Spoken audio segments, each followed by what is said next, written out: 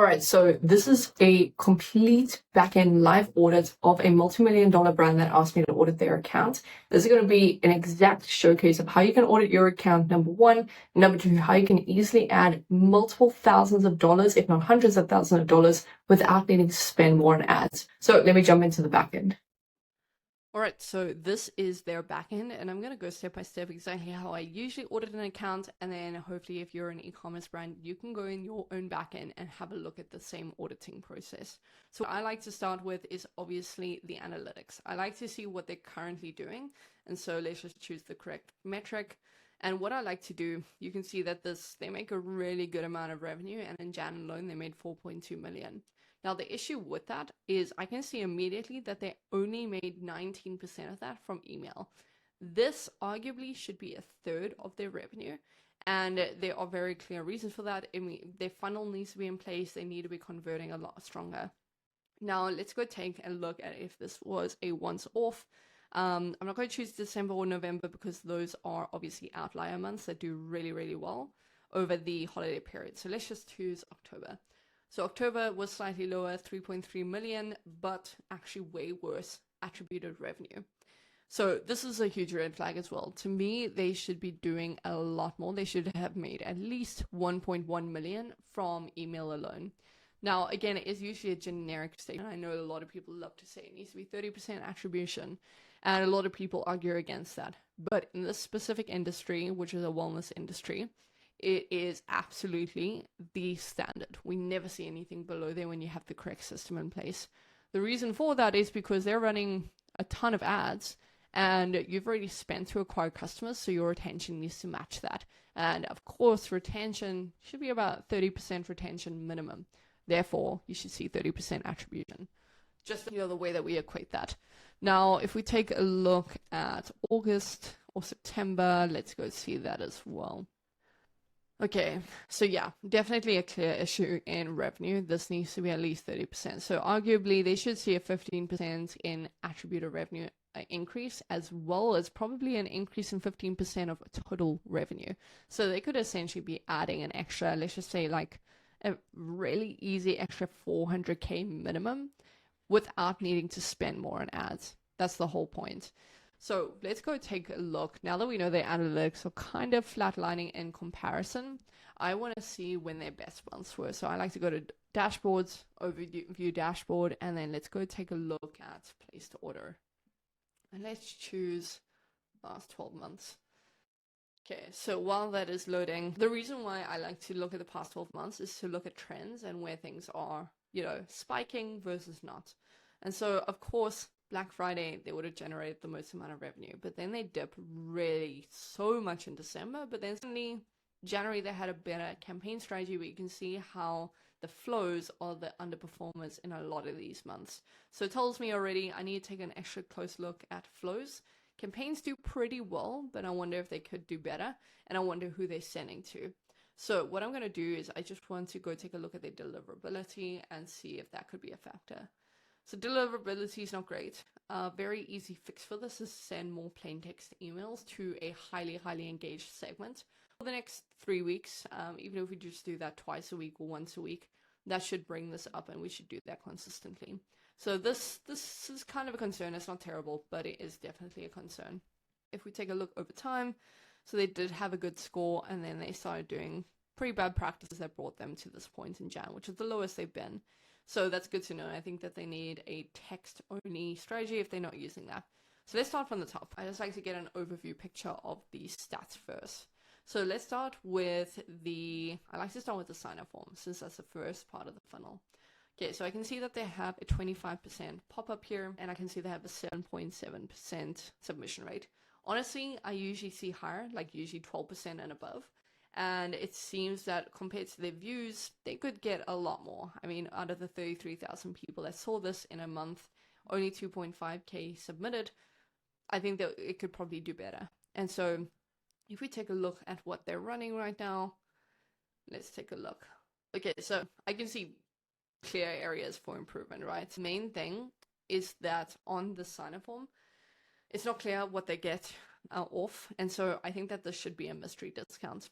I think that this should say, because they already know that it's wildwood, right? You're just using this real estate for nothing. What I would do instead is I would say, hey, get our best discount if you give us your email below. And then underneath here, I say, we're going to email it to you as soon as you enter this information. We'll send it straight over. And what I would do is I would actually have a sign-up form with a multiple choice of pain points that makes them unlock this. So that would be the first step. Then they give their email for their best discount, so it feels earned. Surprisingly, that increases urgency and it increases intent. I would rather do that. And then obviously once they give their email, I would only add an extra step if I were sending SMSs, but this brand is not right now. They should be, but they're not. And so I would add a SMS as the second step or the third step. I would not make it absolutely in the first part of the sign-up form. But right now, this is fine. I think a mystery discount would probably prompt a lot more submissions because of the curiosity. And at the end of the day, we don't care if that converts people. We just want to be able to retain them since we spend to acquire those 30K views. So with that being said, I think the sign-up form needs a lot of improvement. They've got an exit intent, which is great, but I do think that the pop-up needs a lot of work. So that's fine. Then if we go take a look at their campaigns, in the last 30 days, I see that they're only sending to Engage 180 and they have a B2B focus. That's fine. Take a look at all of their sending. I mean, I'm not sure why they're sending at 1 a.m., but sure. I think that should probably not happen. And I would never send smart time, to be honest. That's a personal preference. I would always choose an off time in the morning, like 7:17 a.m., or midday when most people are scrolling, or in the evening, again, maybe 6:17 p.m. I like to send it off times personally. Then when we take a look at the results, I mean, they get fairly good click rates. Not that that's an indicator of revenue because, I mean, this one got high click rates, but lower conversions than the others. So let's take a look. I'm obviously not going to expose some of their campaigns because of privacy reasons. I don't want to expose the brand.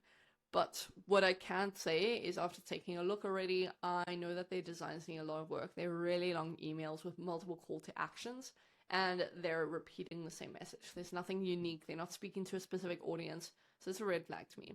So what I've done is I went ahead before the video and I just created some segments. And these segments tell me a very clear story. Now, if I take a look at them, I like to make these segments, and I recommend that you do every time that you go into a backend. Or if you're an e-com brand, definitely make and focus on these segments. Everything else is dilution and noise. Segmenting based on category is very rarely beneficial for anyone. So what we look at is, for example, we can see that they have a huge amount of people that have only ever purchased once. What we should be doing with this is we should be sending these people a campaign that is trying to convert them. So we're going to kind of just bookmark this because there's some strategies we can use. We have repeat buyers, which is 7,000 people, which is decent. Now with these 7,000 people, what we should be doing is we should be testing offers on them because we know that they're going to convert anyway. And so we want to test the best offers. And here is where we'll run split tests of $1 off versus a percentage off. Then we'll take the winner and then we'll do in the next month that winner against a free shipping offer. Or, we'll keep trying different offers. The intention of that is we want the winning offer and we want to then reuse that on the purchased only once. We want to give them a little bit more education. But the other thing that this is telling us is that there is no good post-purchase flow in place. I think that is probably very, very weak because people probably, I don't think it's an issue with the product since we see so many first-time conversions. But what I think is happening is they don't understand the product enough. They don't know how to use it to get the benefits. And so they write it off. They don't feel the urgency to reorder. We're going to fix that with a post-purchase flow. Then obviously these repeat buyers, another point about that is we should not be sending them too many campaigns or too many sales. We only want to test sales on them, but generally we don't want to dampen our margins because these people will buy anyway. Then the Engage 180, this is essentially people that have purchased or opened at least 3 times in the last 180 days. That is the definition that we like to use. I think that is a strong one. These are the people that you should be sending consistently to. But within this audience, as you can see here, there's a huge portion of non-buyers. So if we take a look at what that discrepancy is, you can see that, again, still open an email at least 3 times in the last 180 days, but they've also never placed an order in those 180 days. So 19,000 out of the 24,000 people are paying attention to what we're sending. They're interested, but they have not converted. We also need to send those winning offers that we've tested on the repeat buyers and we need to send it to this group to see what will convert them. We want to guarantee that we can convert the non-purchasers, especially if we know we have good retention. If we don't, we need to fix the retention so that we can then bring these people into the funnel. The other shocking thing is that 10,000 people abandon a cart or a checkout, so you can see here, and have never placed an order. That's a huge red flag to me. That means that the abandonment series is very weak and that there's not too much going into it. That's a problem for me. And so these are the main issues, and this will then build our strategy if we were to work with this brand, right? And for you as well, once you create these segments, you're probably going to be shocked. It's probably going to be intel, and you're going to realize what you should be focusing on. So I already know, number one, we need to test a bunch of offers. Number two, we need to try and convert this list base. Number three, we need to focus on the flows because there's a weak post-purchase happening, and there's also an issue with the abandonment series. Just from this, I can tell that immediately. The other issue is the sending. We're only sending to 180-day engaged, but we're not sending actual intentional messages to the other segments. Every single campaign is going to this 180-day engaged. That's a problem because they're clearly not converting, which means that we're pretty much just wasting our time and our money. It's just the repeat purchases that are carrying that group. So with that being said, let's go and take a look at the flows. This is where I think the bulk of the work is going to need to be happening. So as you can see, their abandoned checkout has an outlier. And this tells me that they had really bad filtering and a B2B customer had gone into here and placed an order. That's a red flag on its own. But if we just isolate this, so if we just take a look at the last 30 days where that was not happening, it's a very different story. So obviously loyalty is set up well, that's great. But the issue now is that the welcome flow is not even showing up as a top performer. And that's what I suspected, right? We saw that their submissions were really low. So I expected that they were not getting as many people into the welcome flow. So what I think is that mystery discount will really help because it will incentivize people to engage with the welcome flow. And so even though they show that code on the last page, which is probably the main reason this is a low performer, I think they should take that out because anyone can just submit that. I think they should optimize for getting people into the list and teach them to pay attention to the emails to get codes and deals. That's how it should work. It should not be just everyone gets that. It should be that you unlock it because otherwise people are going to put in false emails, take the code and move along. So with this, what I think should be happening is we can see that they have the incorrect structure. The structure for this should be a little bit different. And this is what we generally build out because it is the best performer across all of the split tests. So obviously from the sign-up form, they're going to go in. And then what's going to improve the analytics here, because as you can see, it's got really low place order rates, it's got really low click rates, etc., or at least open rates. This should be way higher. But the place order rate is what we're really looking at. Obviously, with the code being on the last page, that is jeopardizing a lot. People don't really want to open this email. That's an issue. So instead, what we should be doing is we should take away that code. We should only put it in the welcome email, and we should do this structure. Now, we should have separate messaging. People miss the point with the welcome flow. A lot of the time, when someone finds your brand, it's usually through ads, which means that it's an impulse buy. That is not enough reason to get someone to convert. It's very rare. I don't know about you, but I've never, ever gone on Facebook hoping to buy and see a product. Not once in my life have I wanted to do that. It happens as a byproduct of impulse and seeing something good enough. So we don't want to rely on impulse. That is the 2.2% conversion rate on Shopify that you usually see for e-commerce stores. We don't want to see that. We don't want to rely on is high submissions and retention, because that is a number that we can bet on. We know that the submission rate is at 7.4%, for example. That's way higher than just relying on 2.2% conversion. And out of that group, a lot more people will convert later on. So the whole point of the welcome flow is you want to speak to buyers and non-buyers separately because buy into the brand. And that's what the job of the welcome flow should be. And so what we're going to do is they're going to be curious about the offer. They're going to have more urgency to use that offer because they don't have a preconceived idea of the discount. 25% is actually really high. And so we want to use that 25% in the first email and maybe even lower it to 15% and do a split test to see if that damages results. I can almost guarantee that it won't.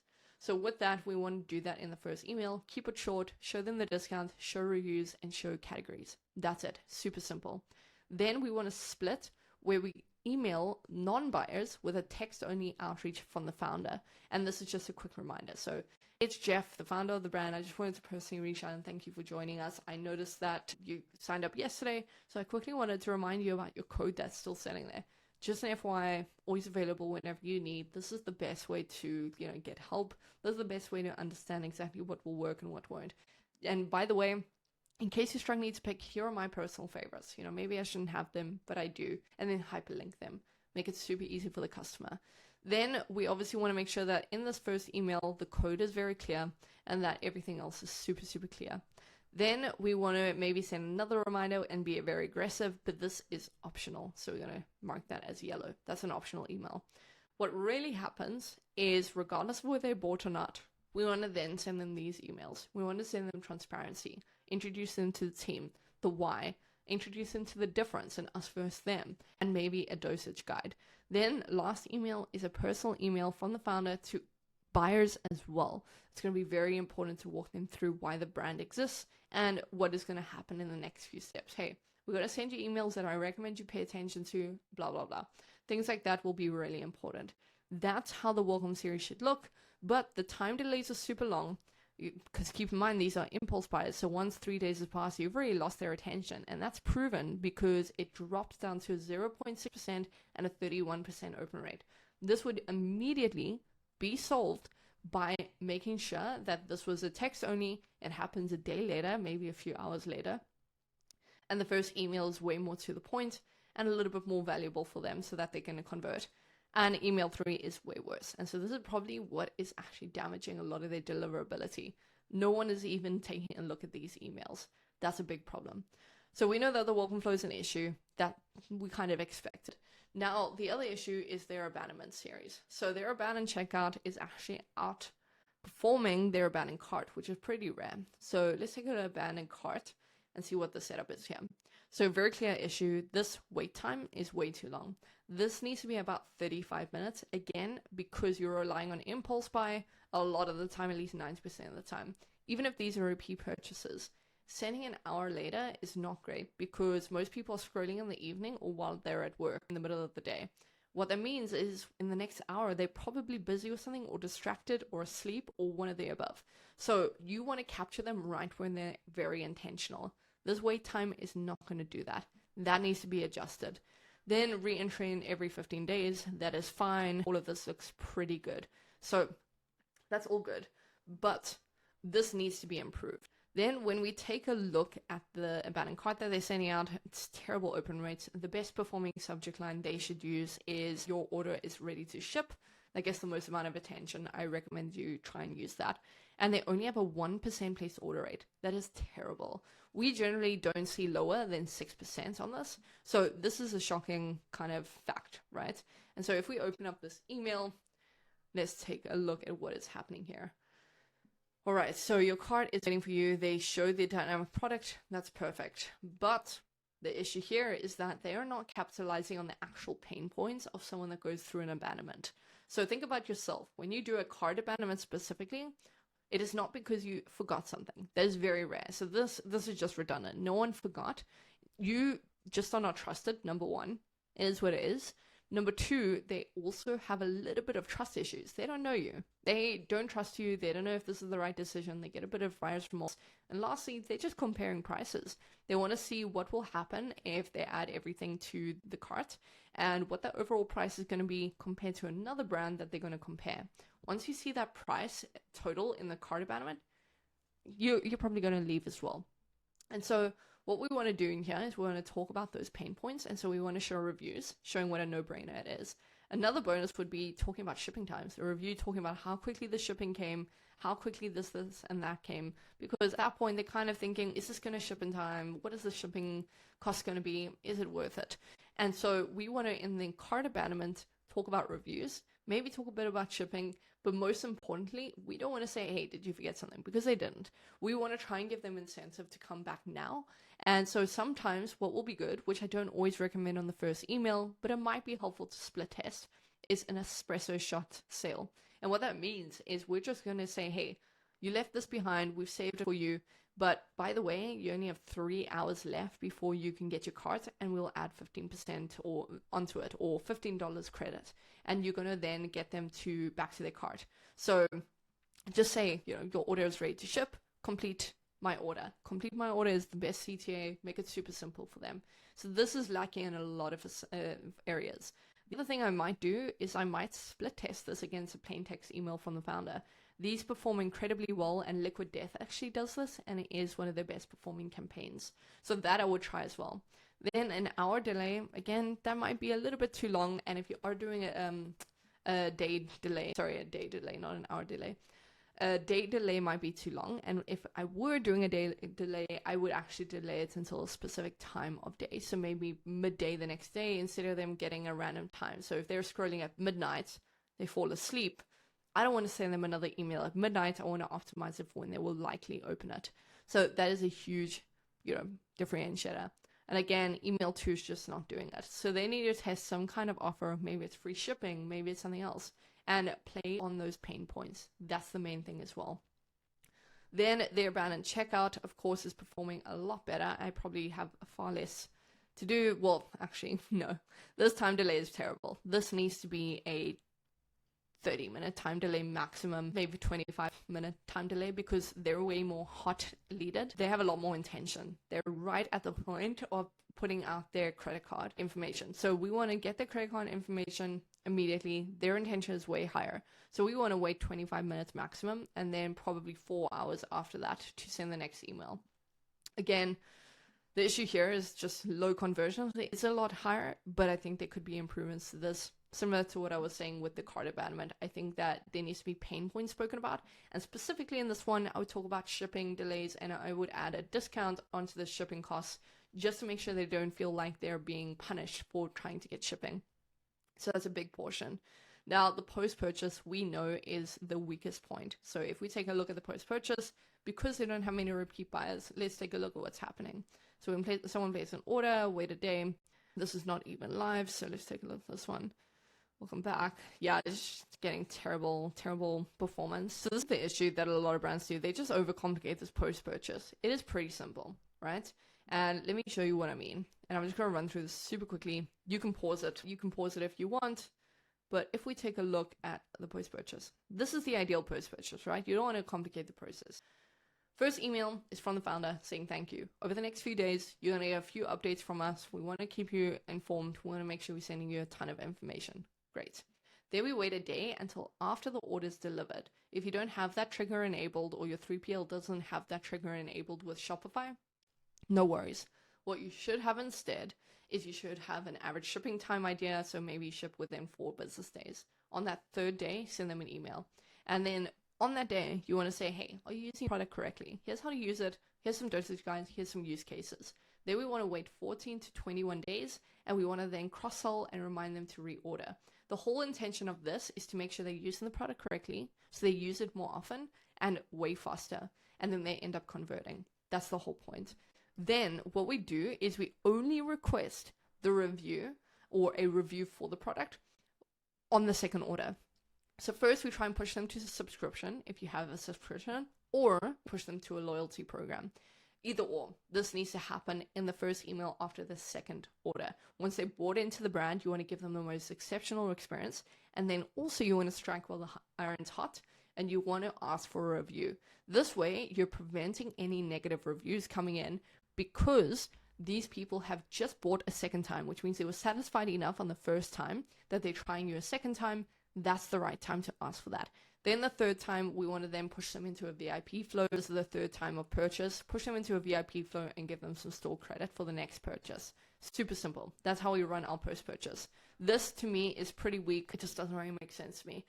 And so I would rather base it on their frequency of purchase, how many times do they purchase, and make sure that they all get the right walkthrough. This is obviously not performing, and it's not bringing back repeat purchases.